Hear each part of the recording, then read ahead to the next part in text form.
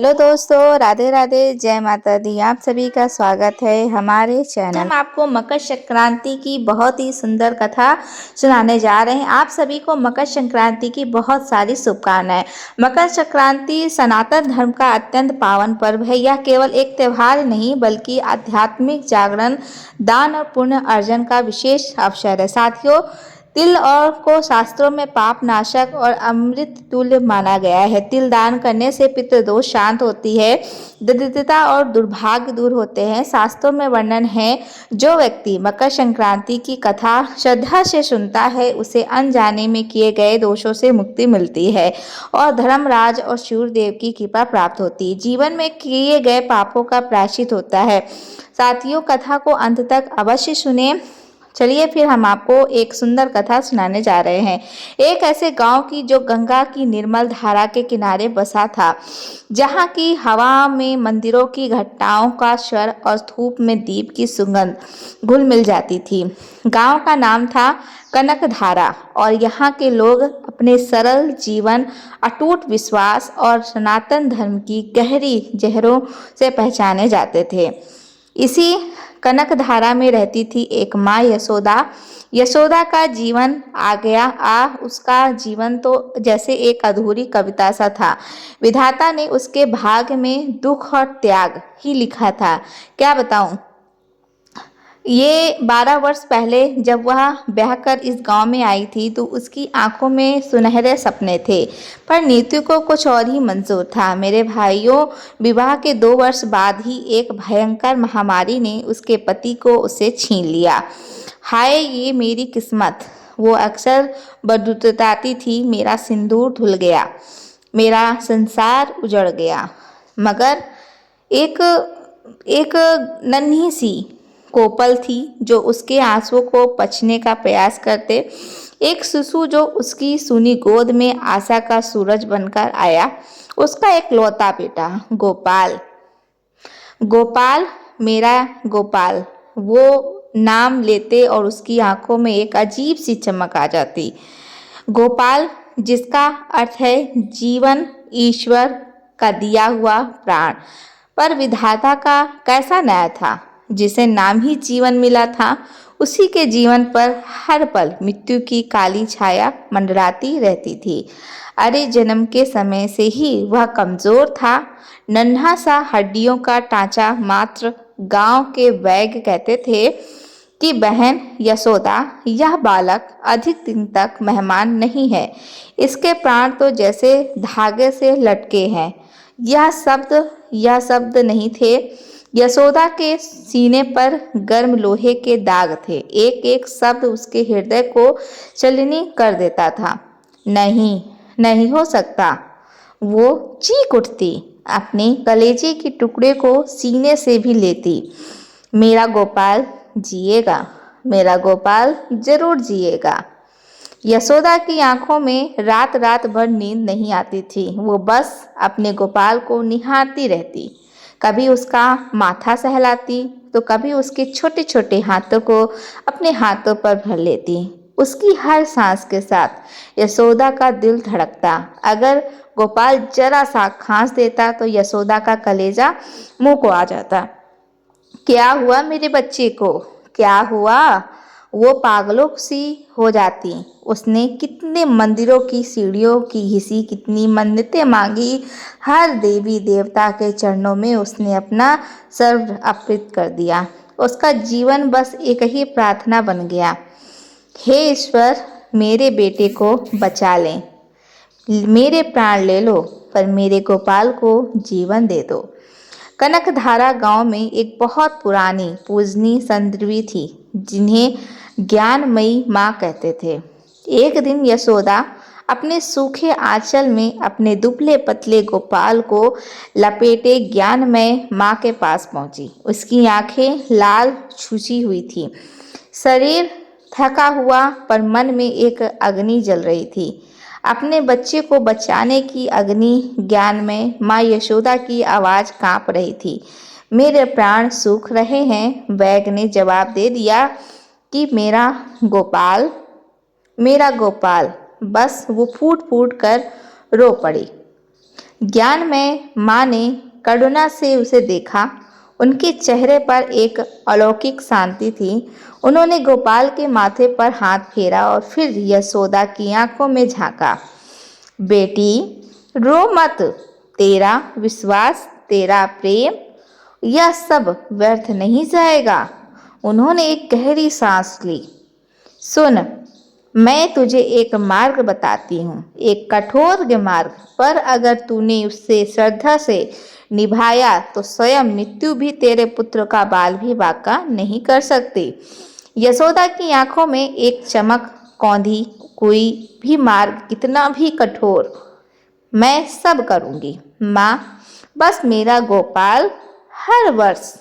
ज्ञानमय माँ ने धीमे से गंभीर स्वर में कहा, मकर संक्रांति के पावन पर्व पर, सूर्य के उत्तरायण होने पर तू स्नान कर, पवित्र होकर मकर स्नान का व्रत लेना, पूरे दिन निराहार रहना, फिर अपनी सामर्थ्य के अनुसार दान करना, तिल, गुरु, कंबल, अनाज, जो भी हो सके, सच्चे मन से, सच्चे हृदय से, और सबसे महत्वपूर्ण, बेटे की पूरी श्रद्धा से सत्यनारायण की कथा का पाठ सुनना या करवाना।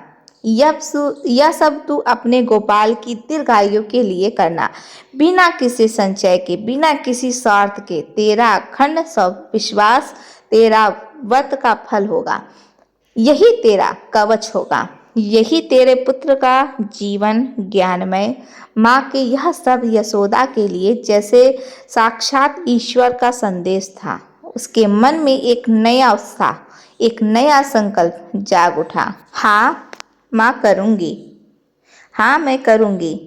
उसके मन में मन प्रतिज्ञा ली, और तब से हर वर्ष जब पौष मास का कठोर शीत अपनी चरम पर होता और सूर्य देव अपनी दिशा बदलने को होते, यानी मकर संक्रांति का पावन दिन आता, यशोदा का व्रत शुरू हो जाता।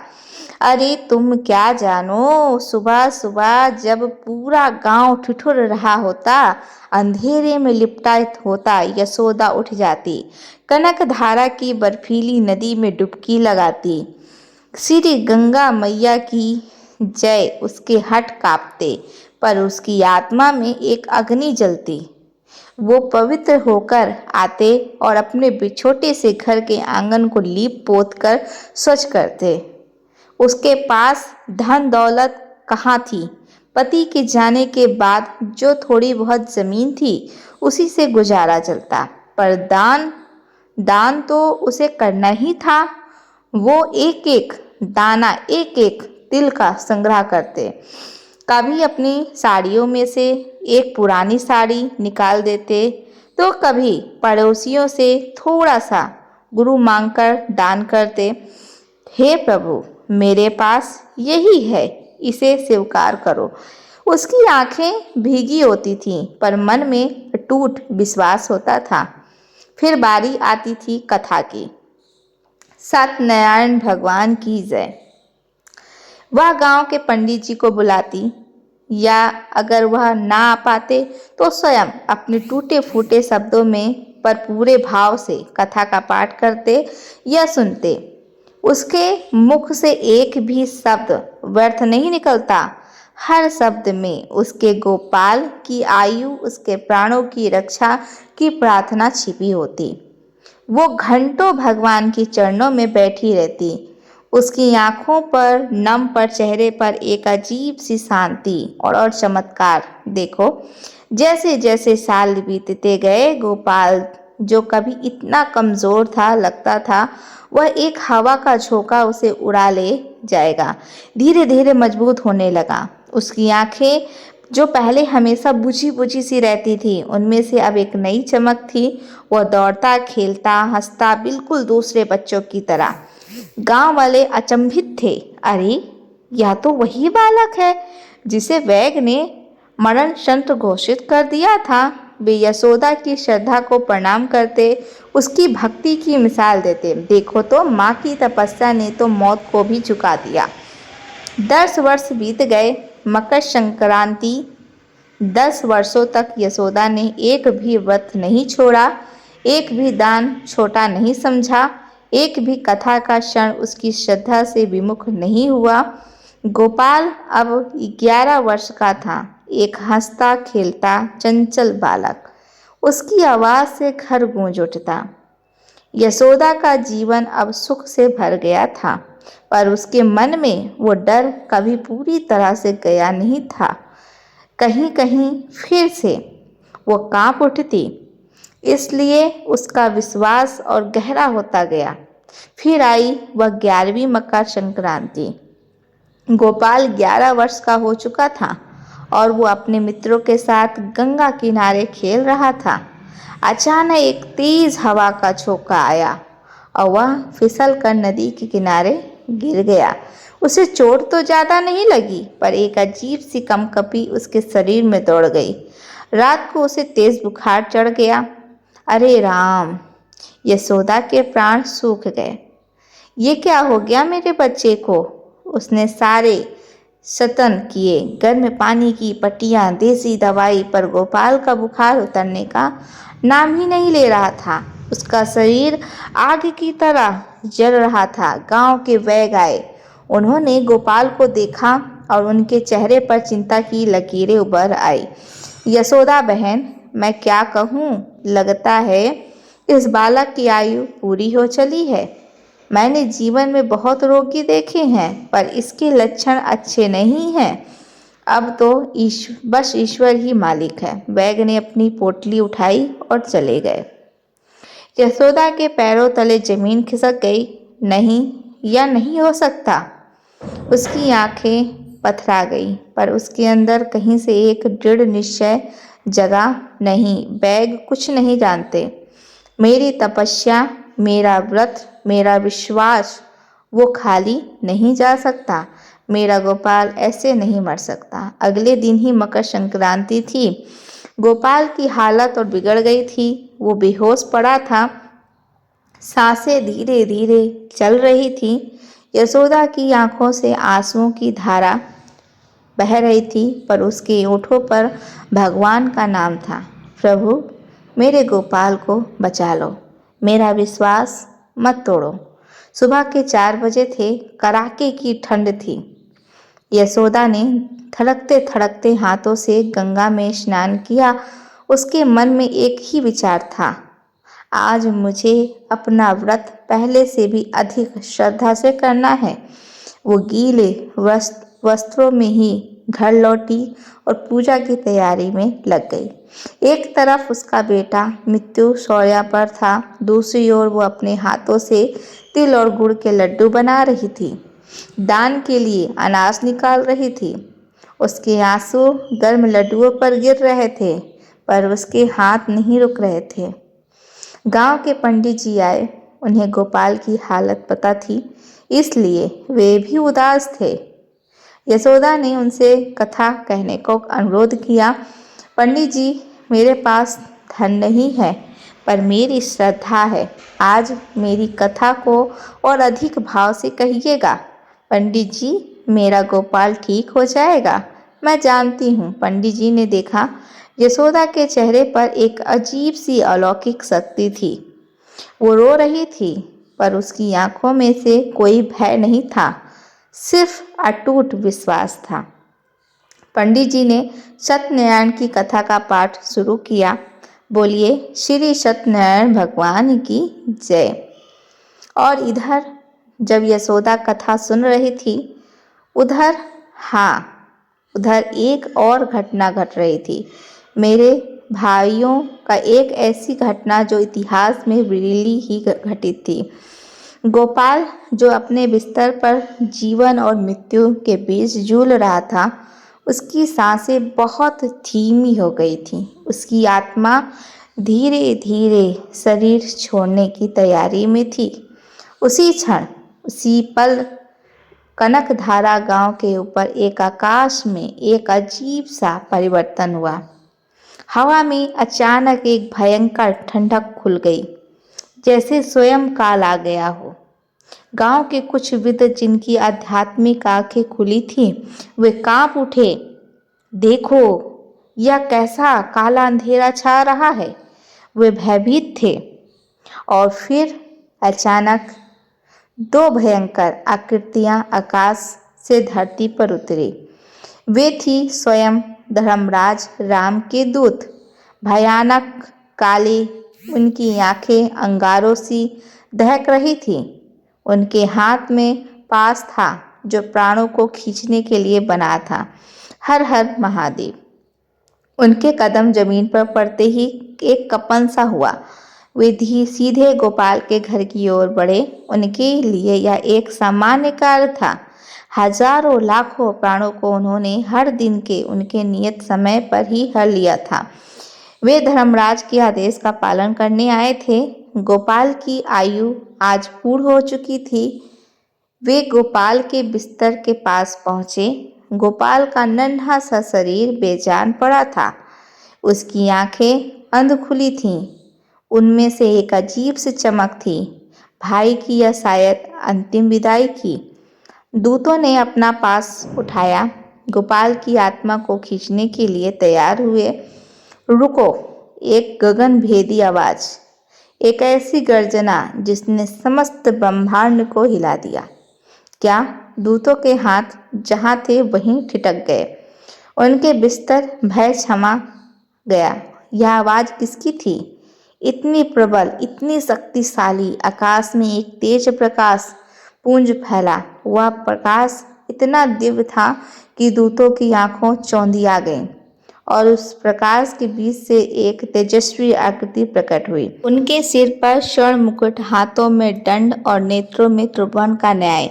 अरे वो तो स्वयं धर्मराज थे। जब धर्मराज प्रभु की दूतों ने सिर झुका लिया। प्रभु, दूतों ने कांपते हुए कहा, हमने आपका ही आदेश पालन करने के लिए आए थे। इस बालक गोपाल की आयु आज पूर्ण हो चुकी है।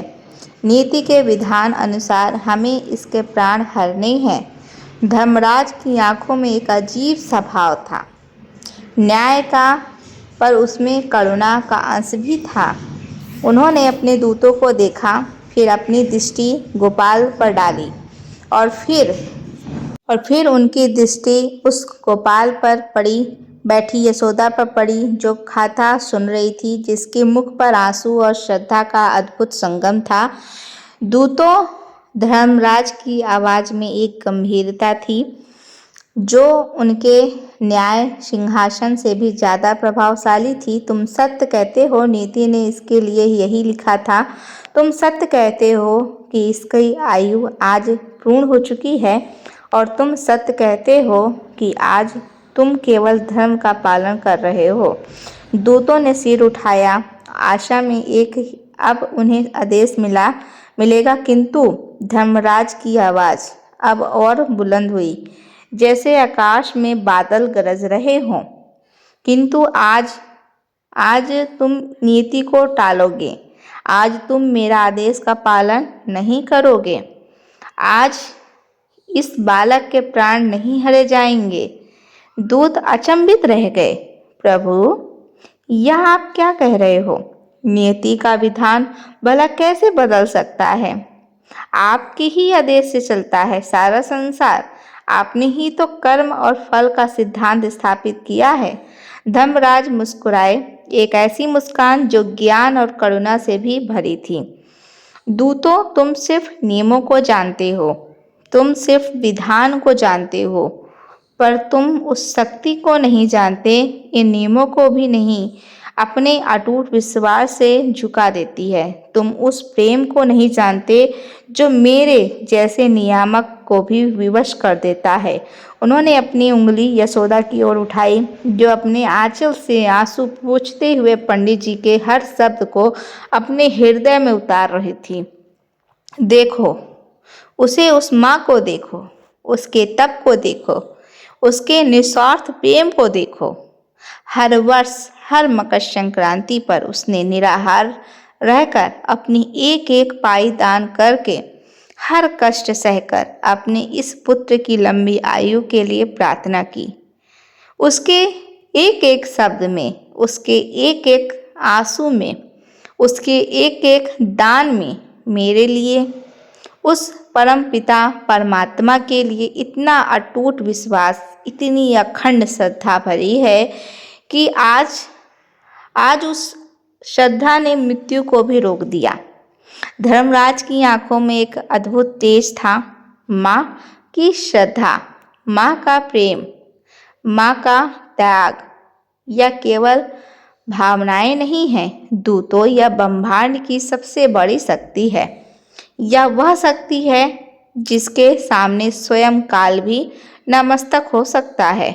यह वह शक्ति है जो मेरे न्याय के तराजू को भी झुका देती है।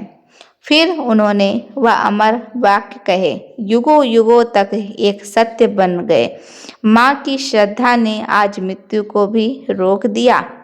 दूतों ने यह सुना और उनके भीतर एक सारा अहंकार, सारा नियम निष्ठ भाव पिघल गया। वे समझ गए कि नतमस्तक हो गए हैं उस माँ की अद्भुत श्रद्धा के सामने। जैसी आपकी आज्ञा प्रभु, उन्होंने कहा, और एक पल में वे अदृश्य हो गए। धर्मराज भी एक मुस्कान छोड़ते हुए उसी दिव्य प्रकाश में विलीन हो गए। इधर पंडित जी ने कथा समाप्त की। सत्यनारायण भगवान की जय। यशोदा ने अपनी आंखें खोली।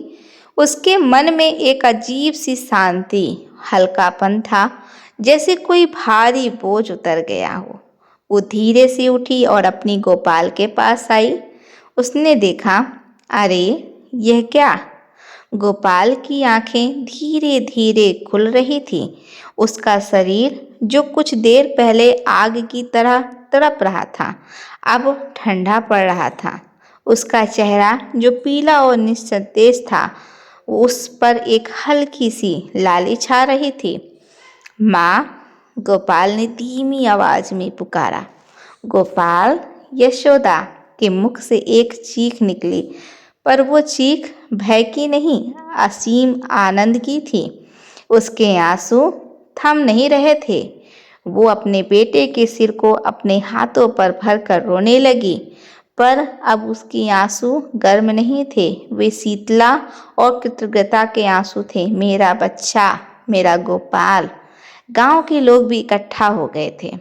उन्होंने देखा गोपाल को उठते हुए, उसकी आंखों में जीवन की चमक लौटते हुए। वे सब हतप्रभ थे। बैग जो उसे मरा हुआ मानकर चला गया था, वो जब वापस आया, उसने गोपाल को हंसते खेलते देखा। चमत्कार! यह तो साक्षात चमत्कार है। मैंने जीवन में कभी ऐसा नहीं देखा। यह तो माँ की श्रद्धा का प्रताप है। और तब से गोपाल कभी बीमार नहीं पड़ा। वो स्वस्थ, बलवान और दीर्घायु हुआ। बड़ा होकर एक धर्मात्मा पुरुष बना, जिसने अपनी माँ के त्याग और ईश्वर की कृपा को कभी नहीं भुलाया। उसने जीवन भर अपनी माँ की सेवा की। उस गांव में यशोदा की कथा अमर हो गई। हर मकर संक्रांति पर कनकधारा गांव में यशोदा की कथा सुनाई जाती है और हर कोई उस माँ के अटूट विश्वास को प्रणाम करता है, जिसने अपनी श्रद्धा से स्वयं मृत्यु को भी झुकाने का विश्वास कर दिया था। सच ही कहा, इस संसार में माँ की श्रद्धा से भरा कोई बल नहीं है, उसके प्रेम से भरी कोई तपस्या नहीं है और उसके निस्वार्थ कर्म से बड़ा कोई पुण्य नहीं है। यह कथा आज भी हम सबको यही सिखाती है कि मेरे भाइयों की श्रद्धा होती हो ऐसी हो, माँ का हृदय हो तो ऐसा हो और विश्वास हो तो ऐसा, स्वयं काल को भी पराजित कर दे। बोलिए सत्यनारायण भगवान की, बोलिए माँ यशोदा की जय हो। प्रिय साथियों, इस वीडियो को हम मकर संक्रांति की पावनवत कथा यहीं पर समाप्त करते हैं और हम कामना करते हैं कि आपको यह कथा पसंद आई होगी। सूर्यदेव धर्मराज यम की कृपा आप सब पर बनी रहे। जय सूर्यदेव भगवान, जय माँ यशोदा। अगर आपको ये कहानी पसंद आई होगी तो कमेंट सेक्शन में ज़रूर लिख के जाइएगा और चैनल पर पहली बार आए होंगे तो चैनल को सब्सक्राइब कर वीडियो को लाइक करिएगा और ज़्यादा से ज़्यादा इस कहानी को शेयर करिएगा।